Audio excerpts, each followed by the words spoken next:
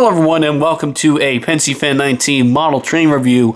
Honestly haven't done one of these in I don't know how long, but today we're here to just go over a recent acquisition, namely the train on the outer loop right over here.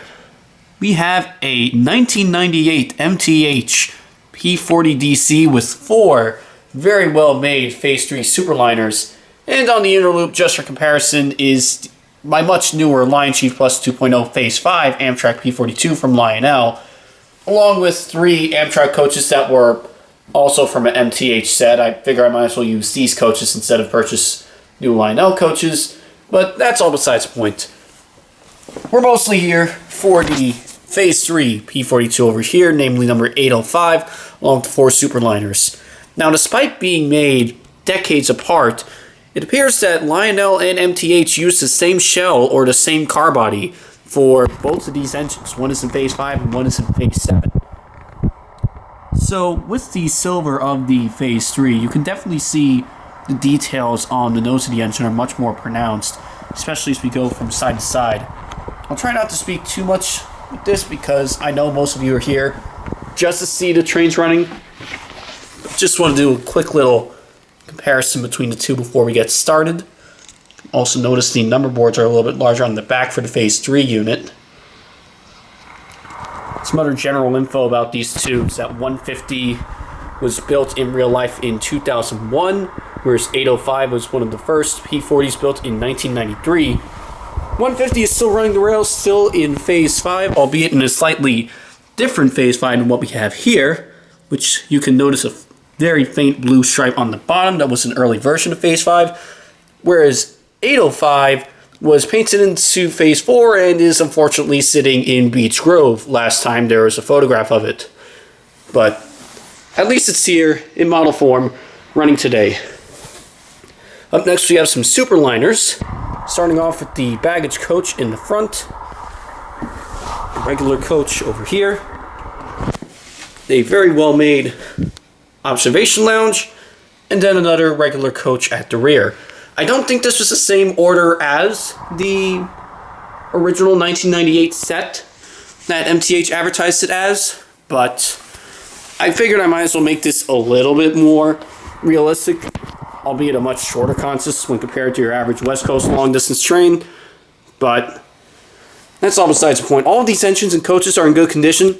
The only areas where it's kind of rough is with the rubbers in between the coaches. They're bent in a little bit, but that's because I bought them secondhand. And for anyone interested in several model trains, including the one on the outer loop right here, I strongly recommend going to New York Electric Trains in Manorville. They have a lot of rolling stock and engines for very, very reasonable prices, and it's a great way to collect engines and other trains that have otherwise been sold out decades ago. That's why if you see, at least if you watch later parts in this video, you can see some other acquisitions from NY Electric Trains over in the background. Some of it is unwrapped, some of it is, I guess, in paper wrapping versus a box. This particular set did not come in a box. They all came in paper wrapping, but I'm not complaining. It's a great quality set nonetheless. So with all that out of the way, let's get them running.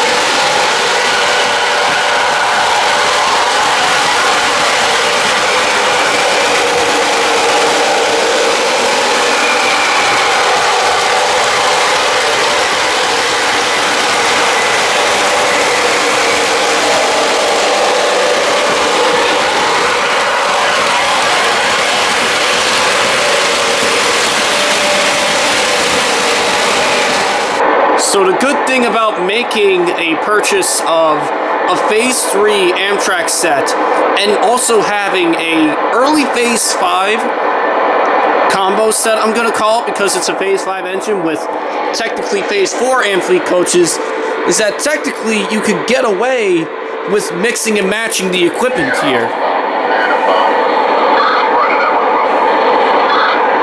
Another thing I forgot to mention on the Phase 3 MTH Genesis is because it's a earlier transformer powered engine, the crew talk is a little bit more sporadic and definitely more prevalent when it's idling like that. Whereas Amtrak's Phase 5 Line Shift Plus 2.0 crew talk is a little bit more on demand. But since we have a Phase 3 Genesis and an early Phase 5 Genesis, just to change things up a bit, I decided to swap the coaches between the Rail King Amfleets and the Rail King Superliners. Since there might have been a time during like the early 2000s in that transitional era in a way where you could find a Phase 5 engine pulling Phase 3 coaches and vice versa, while Amtrak was still in the midst of rebranding the Phase 5. But I also tried to run both of these engines in the opposite directions. But you ever have that issue where for some reason you run a model train but it only runs running in one direction of the track? So in this particular case, the Phase 3 engine, actually both of these engines, maybe it's because of the leveling of the floor here, or maybe it's the way the engines are wired or the current flowing through the tracks, but both of these engines run best running clockwise when compared to counterclockwise on the loop. Sometimes they stall out on some of the curves or just don't respond in general, but that's just a little knack, I guess, regarding both of these engines. So with that out of the way, let's get both of these running, just with different coach stock now.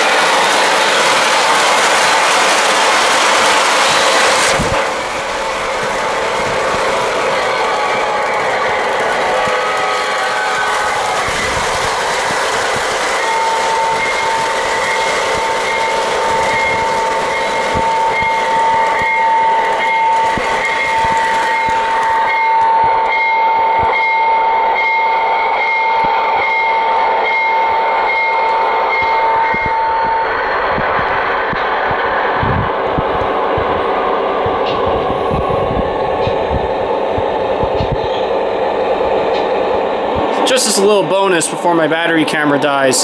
Seeing that 150 has been at a few train shows before, I figure I might as well try to see if it can handle all 7 coaches, seeing how it's a Line Chief Plus 2.0 engine and could theoretically handle more weight.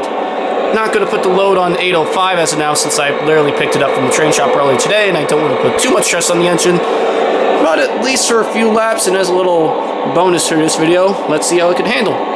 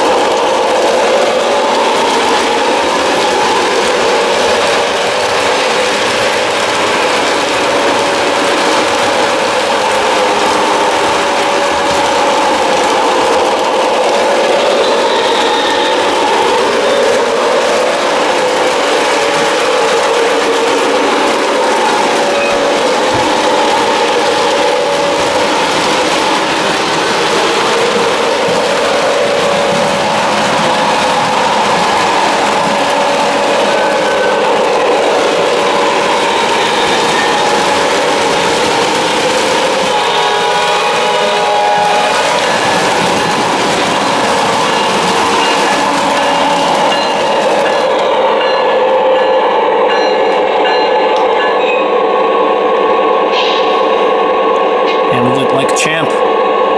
So with all that out of the way, thanks for watching and don't forget to like and subscribe. Have a good day.